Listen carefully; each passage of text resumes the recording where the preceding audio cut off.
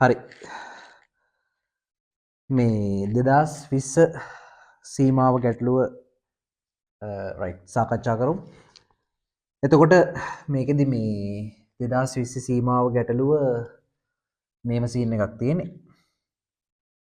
සීමාව x යනවා 5 බෙදීම 3 කරා sin x ඍණ 5 බෙදීම 3 බෙදීම මූල 3x ඍණ මූල 5. මෙයාගේ උත්තරේ 2 මූල 5 බෙදීම 3 කියලා පෙන්නන්නයි තියෙන්නේ. එතකොට මේ වගේ ගාණක්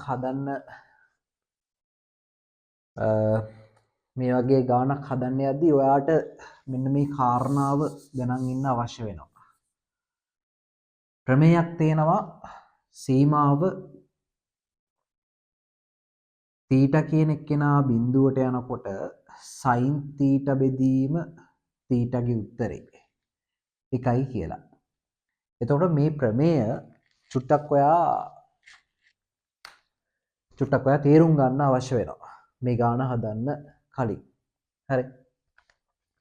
එතන මෙතනදී කියන්නේ θ කියන එක්කෙනා බිඳුවට යද්දී θ කියන එක්කෙනා බිඳුවට ආසන්න වෙද්දී sin θ බෙදීම θ ගයගේ එකයි කියලා. එතකොට ඔයාලට පේනවා මෙතන තියෙන්නේ θ යට තියෙන්නේ θ කියලා. මෙතන තියෙන කෝණෙම මෙතනක් තියෙනවා.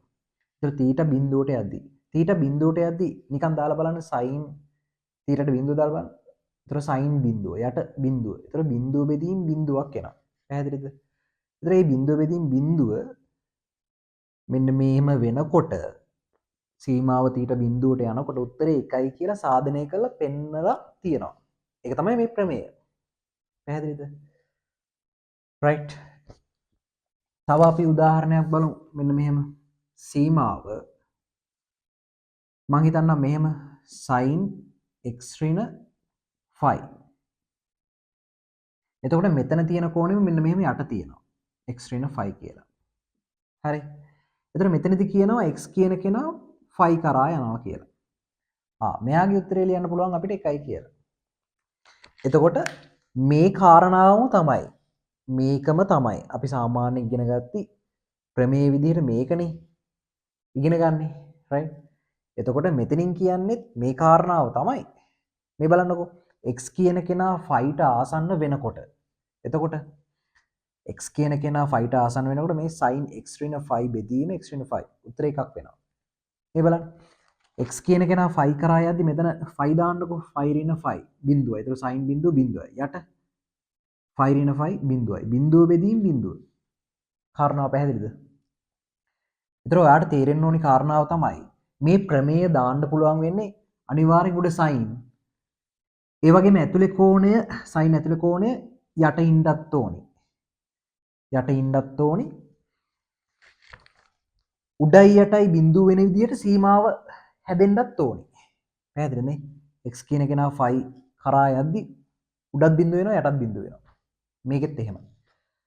ඕක තමයි කාරණාව ඔයා දැනගන්න ඕනි. හරිද? හරි. මම ඒක මකන්නම්. අපි බලමු දැන් කොහොමද මේ ගාන හදන්නේ කියලා. හරි ලේසි ගානක්. හරි 2020 ගාන හරි ලේසි. මේ බලන්න මේ වගේ වෙලාවට අපි ඉස්සලාම් චුට්ටක් චෙක් කරලා බලනවා x වලට 5 බෙදීම 3 දාලා මොකද්ද වෙන්නේ කියලා මෙතන. හරි. x වලට 5 බෙදීම 3 දැම්මට පස්සේ මෙතන බිඳුවක් එනවා යට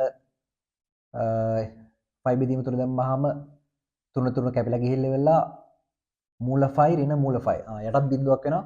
බිඳුව බෙදීම බිඳුව අර්ථ දැක්වෙන්නේ අනීර්ණ ආකාරයක්. ඒකින්ද මේකේ උත්තරේ 2 මූල 5 බෙදීම 3 කියලා නේද?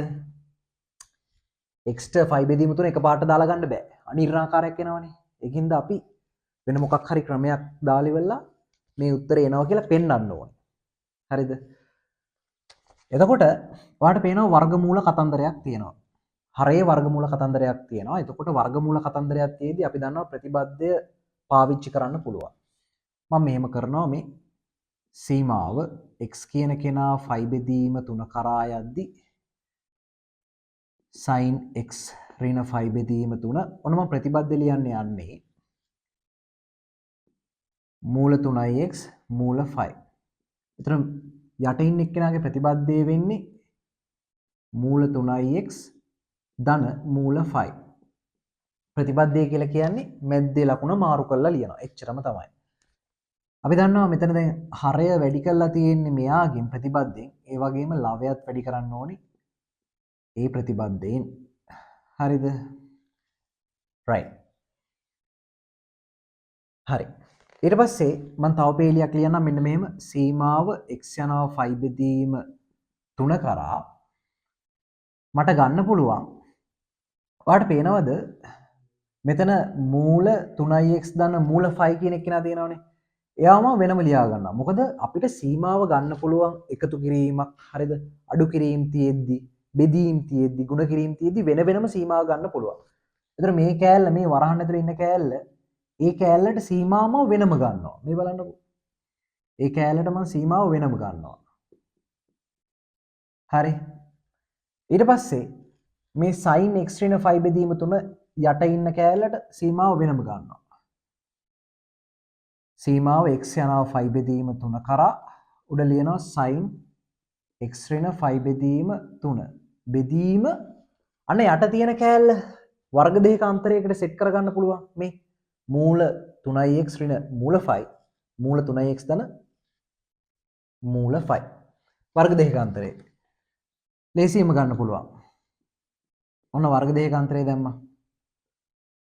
දැන් වර්ග දෙකක අන්තරය දැම්මට පස්සේ හරි වර්ග දෙකක අන්තරය දැම්මට පස්සේ සුළු කරලා උත්තරේ ගන්න පුළුවන් නේ right. ඊගාව පියවර මේ බලන්න මෙතන උත්තරේ කෙලින්ම ගන්න පුළුවන් නේ. මෙතන උත්තරේ අරන් ඉමු ඉස්සලා. හරි. මෙතන උත්තරේ කෙලින්ම ගන්න පුළුවන් මොකද්ද? x ට දාන්න 5 බෙදීම 3 මේ x ට දාන්න x යන්නේ 5 බෙදීම 3 කරානේ. x ට දාන්න 5 බෙදීම 3 මොකද්ද වෙන්නේ?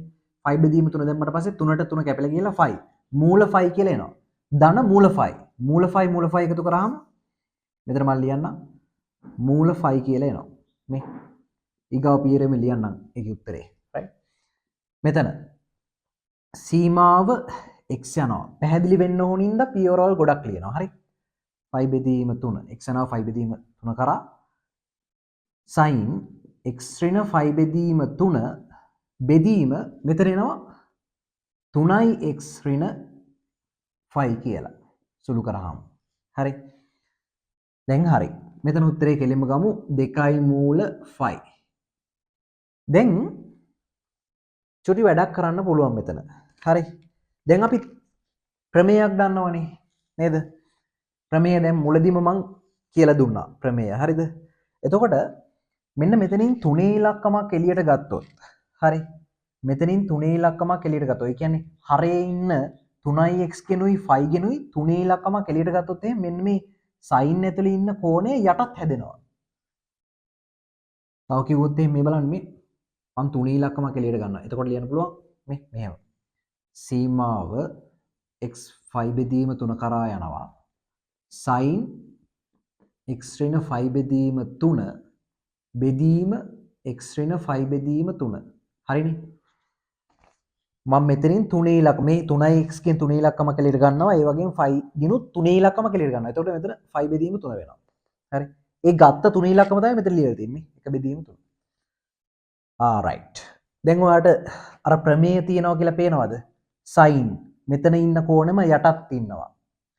x 5 බෙදීම 3 කරා යද්දි මේ බලන්න මේ 5 බෙදීම 3 දාලා බලන්න. උඩ බිඳුවයි යටත් බිඳුවයි. මෙයාගේ උත්තරය අපිට ලියන්න පුළුවන් 1යි කියලා. හරි. 1යි කියලා ලියන්න පුළුවන්. එතකොට මට මෙහෙම ලියන්න පුළුවන්. මෙතන 2යි මූල 5 නේ.